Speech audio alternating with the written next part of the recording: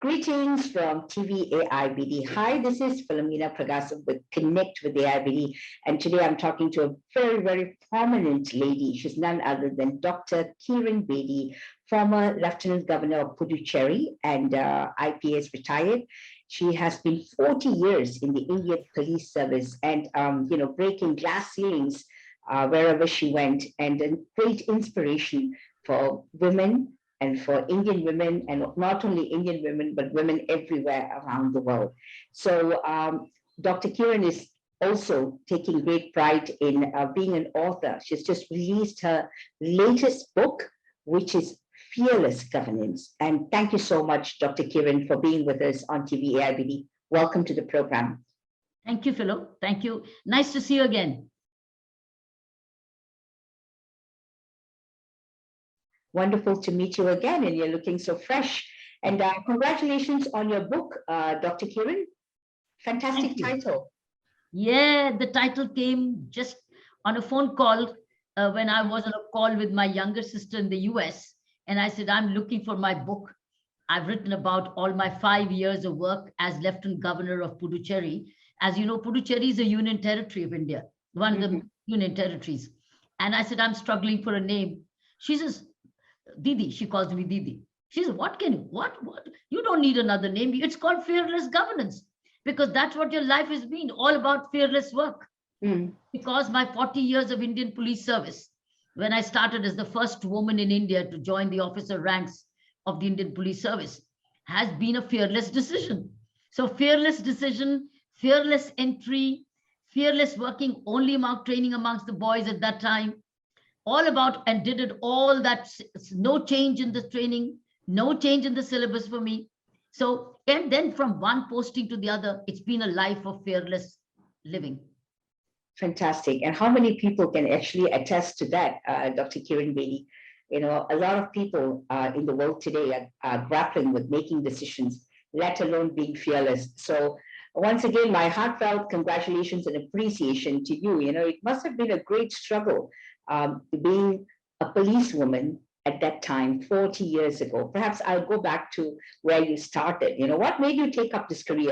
I know you studied law, but what made you go into the police force at that time? It's the way I wanted to live my life. I'm a product of very visionary parents, and they were far ahead of their time during the time I was growing. We were 4 girls and no boy in the house, but it was also an intergenerational family. Very conservative. My grandfather was thinking he's got a lot of property and he could marry us off with a lot of property, and there was enough and there was no need to study. But my parents both thought differently. My father was a great tennis player and a very avid reader of positive literature. And my mother was very fond of academics. So 2 streams went into our lives, our girls, we 4 girls, all 4 daughters, is education and sports. Sky is the limit. I went on to become an Asian tennis champion. My younger sister went to play the Wimbledon, and I went on to do my PhD. My point was education for self-reliance, self-dependence, to be an empowered woman, not to be a married woman. Marriage would be one part of my life, but not the be-all and the end-all. Of the times when we were growing up, marriage was the end-all and the be-all of lives. That was not the way it was in my home. Our home was education, sports, and all-round self-reliance and empowerment is the be-all and the end-all. And I was shown by my parents to say, look at the sky. Sky is the limit. Sky is the limit. So, so that is the way they were visionary, far ahead of their times. And they would always say, dream big. And they had all the investments for our education. We never talked about when are we getting married and losing our identities. It was all about what would you be? How would you be? Grow up to give. In fact, it was also growing up to be very value-based education and also very interfaith.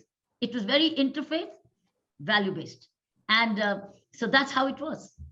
Fantastic. You know, you just talked about losing the identity when one gets married. Did you feel that way when you got married? Very personal question, but you can say yes or no. No question of my losing my identity. My hard work earned, no question of losing any bit. I was already an Asian tennis champion. How do I finish my past, put it behind? So I was Kiran Bedi. I kept my maiden surname. Fantastic. That's what we want to hear. But you come from an era of 40 years ago, and talking like this 40 years ago surely requires a lot of fearlessness in oneself. And I think, Dr. Kiran, was there anybody you were inspired in? For instance, did any person at that time besides your parents inspire you even to be a police officer, for instance? Look, I was born in 1949. India became independent from the British rule in 1947. Hmm. So I was growing up in a period where the freedom fighters, the legends of India were all prevalent. Some of them were around still, and there was so much of talk about India becoming free. So I'm actually a freedom child. And Mahatma Gandhi and all those people, Sardar Patel, Sri Aurobindo, all of them were great. And they were part of my books too. And my father too was a very patriotic man. So they were also giving. So I think I grew up in a home of patriotism and value-based. So they were all influencing me. All this atmosphere at that time, our national anthem, our singing national patriotic songs, India, being proud of India as a civilization, enjoying the freedom of India and the independence. I think it was all a part of my DNA at that time. It was a part of my genes at that time. Fantastic. And also, what I noticed when you were talking is this role model. People who were inspiring you. You were born in that freedom era, the era of, I would say, a real hype there. Right after independence, and then you see not just men but women who were fearless, right? Fearless. That, I guess, the word is just sticking there, and that's what's inspirational. Meeting leaders who really inspired and who fought for a certain cause certainly had an impact on you. Tell me about your journey as a policewoman, Dr. Kiran. Also, Philo, in my life, during my time, it was a life of simplicity. The khadi, the hand-woven cloth, which Mahatma Gandhi had. Remember the charkha, the weaving? Yes. So it was a life of simplicity. It was for a lot of attention, no distractions. We didn't even have a television at that time when I was growing up. We listened to the radio news. So it was a life of simplicity and with minimal means. There was no extravagance in our life, no wastage of time. It was books, valuing and treasuring books. Library in the school was it was a very focused, no distraction, no phones, no social media, no telephones. It was togetherness at the home. You pray together, you eat together, right? You stay together. So, but then it was a life of discipline.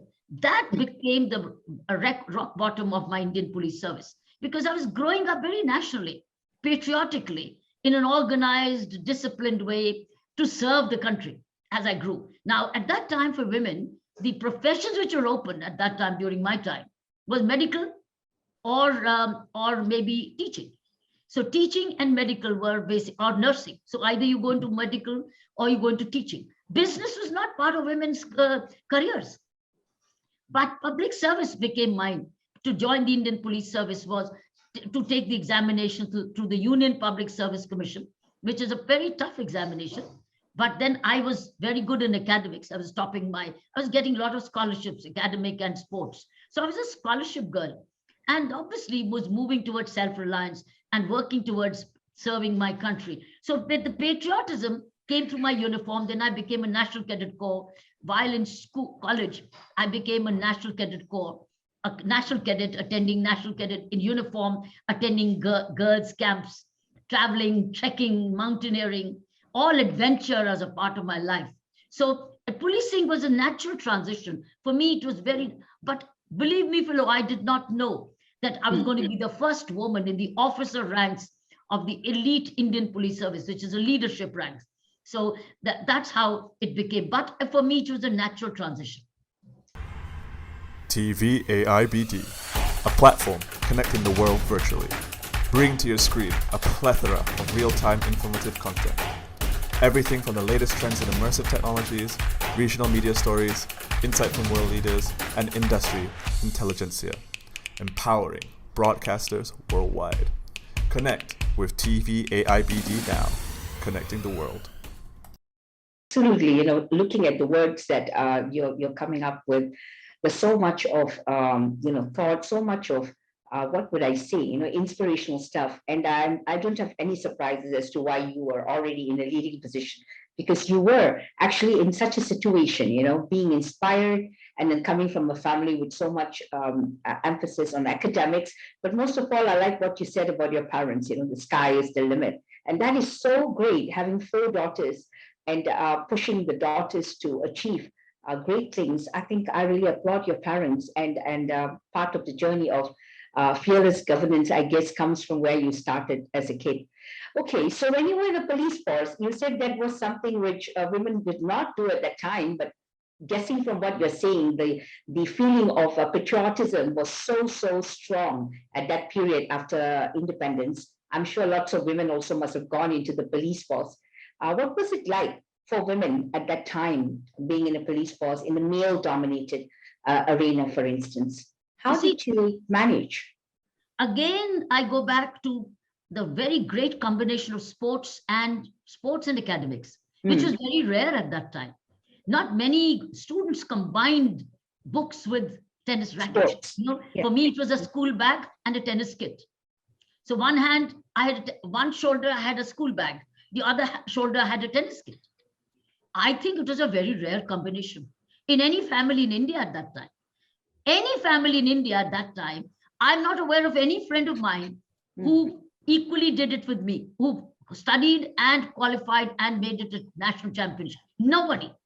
When I was growing up, I think I was far ahead of time, because I was the only student, only person who had a vision ahead, is that sports is not going to be my career. My academics will take me to the service which I want to be. So I was far, while my friends would go. So why I'm saying is, I think the combination of sports, excellence in sports, excellence in academics, took me to the excellence in the service. So when I was doing it, I was already ahead of the boys. I was far ahead of the boys. I was stronger, more courageous, more principled, more academically oriented, better read, and values strongly. Time management was critical. I was not wasting my time on dancing in the evening, because while we would finish our tennis matches, everybody would go to the dancing floor. But I had lots of good friends, but I wouldn't go on and on and on. I would return soon after I needed to get back to my bed and study and read and get rest for the next morning, because I had matches to play, because I was almost making it to the finals every time. See, so the kind of organized time management and thoughts which I grew up in, I think is the ingredient towards excellence. Now, with the kind of, you either make it in academics or you make it in sports. I think I was a very rare combination who did it both, because there was nothing called third. There was no third distraction for me.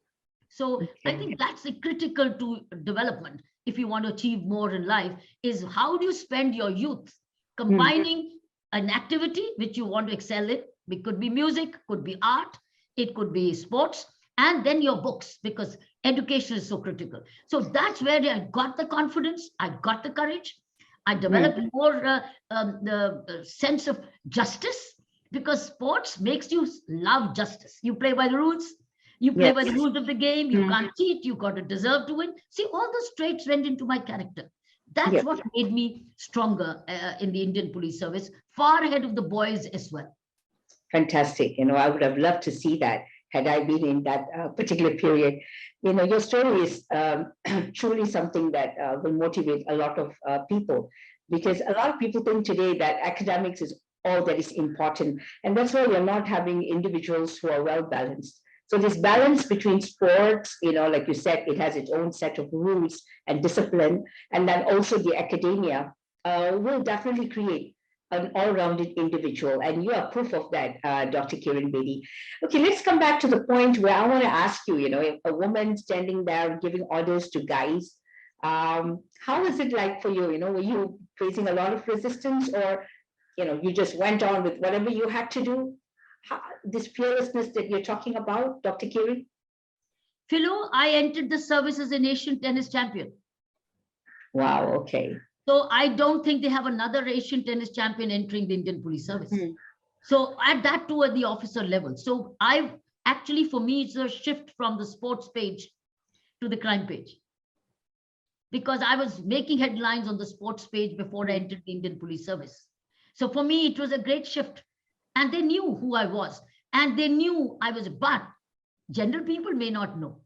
The department knew, the leadership knew who was following me on my sports career, right? But the other general people did not know. But I think as I started to serve and I started to conduct myself, lead the team, groom the team, be nursing to, in a way, nurturing to them, I think I start to get welcomed by the men in the service, because they probably were looking for a leader who would also take care of them, not just shout orders, but work with them. The team spirit, which I think I had as a woman who has a natural emotional connect. I think that's where the strength of the woman is, the emotional quotient. So if you're bright in academics, you got the intelligence quotient. But if you're a woman at heart and a warm heart, you got the emotional quotient. So you are scoring twice over as a female leader. So I think I opened my account pretty fast without knowing that now the gender was becoming my strength and not my weakness. Absolutely. I do agree with you, with this emotional quotient and the strength that women possess. Most often women tend to take it like, oh, this is a man's area or something like that, without realizing the fact that we have our own unique strength and leadership. What matters is how you actually execute and the kind of decisions you make, the kind of person you are.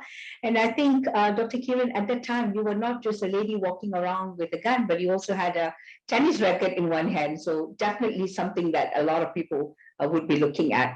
Now let's come back to when you were in Puducherry, right? From that journey of police right up to Puducherry. But before that, I also know that you were one of the main persons who actually brought yoga to prison inmates, So this is something which I was reading about and I said, wow, this is great. How did that help, actually?